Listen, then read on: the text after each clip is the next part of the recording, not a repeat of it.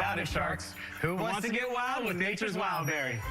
So Ding ding. I had never heard of this before. That sounds absolutely fascinating. I kind of feel like the use cases might be a little limited. But hey, 80,000 dollars, 15% is what they're looking for.